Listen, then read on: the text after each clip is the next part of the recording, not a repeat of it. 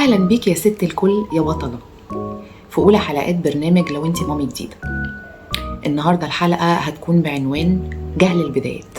وانت مامي جديدة هتبقى كل حاجة بالنسبة لك جديدة، هتبقى كل حاجة بالنسبة لك أول مرة تعمليها، وللأسف ما بيكونش عندك رفاهية ان انت تاخدي وقتك علشان تتعلميها.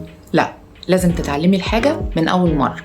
بعد الولادة في أشخاص كتير قوي بيبقوا حواليكي بيعرضوا عليكي المساعدة لأول مرة، لأن الوضع بيكون جديد عليكي وانتي لسه مش متعودة عليه، بجانب كمان قلة النوم. فوانتي قايمة من الولادة بيبقى مطلوب منك تاسكات كتير قوي انتي أصلا مش عارفة بتتعمل ازاي، فبتحسي انك مستنزفة وأعصابك بتتعب. في المرحلة دي تحديدا تقبلي كل المساعدات وأي مساعدات من أي شخص حواليكي لحد ما تشدي حيلك وتتعودي على النظام الجديد، والحاجات اللي انت ما كنتيش بتعرفي تعمليها تبقي شاطرة فيها.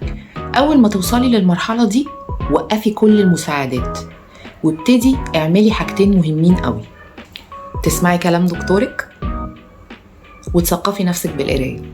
في أمهات كتير ما بتحتاجش تروح للدكتور كل شهر، وخصوصا لو المولود كويس، وفي ناس ما بتقدرش تعمل كده للأسف في ظل الغلاء اللي احنا فيه، أو لو صحة الطفل كويسة ومفيش أي مشاكل، فبيكون ساعتها ممكن نوفر بند الدكتور الشهر ده.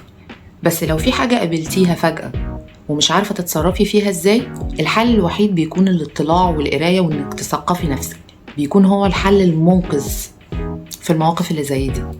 انتي أم شاطرة وتقدري على كل التحديات اللي بتظهر في وشك من غير ما تلجئي لأي حد. ليه بقى بقولك توقفي المساعدات؟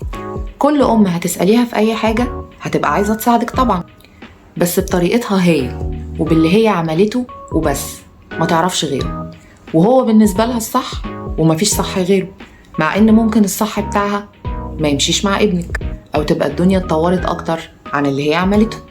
فكل أم هتقابليها بعد الولادة في حياتك هتحسسك إن هي عدت المنش في تربية العيال وكانت بتعمل معاهم أجمد حاجة، ومفيش أجمد من كده. فبالثقافة والقراية مفيش حد هيقدر يعرف يتنطط عليكي لمجرد إنه عمل حاجة أو مر بتجربة لسه جديدة عليكي، أو عندك شيء من الجهل فيها ولسه ما تودكتيش. فأول نصيحة حبيت أقولها لكل مامي جديدة في قار الأمومة: الوعي والثقافة أول سلاح لازم يكون عندك، لأنه هينقذك في مواقف كتير انت هتتعرضي لها، وهتنقذك من معلومات كتير غلط أو فتي أو تعلية ممكن تتعرضي ليها من الناس اللي حواليكي.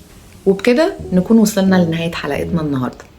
ما تنسوش تشتركوا في القناة علشان يوصلكم إشعار أول ما الحلقة الجديدة تنزل، وهقابلكم إن شاء الله المرة الجاية في حلقة جديدة وموضوع جديد من برنامج لو انتي مامي جديدة.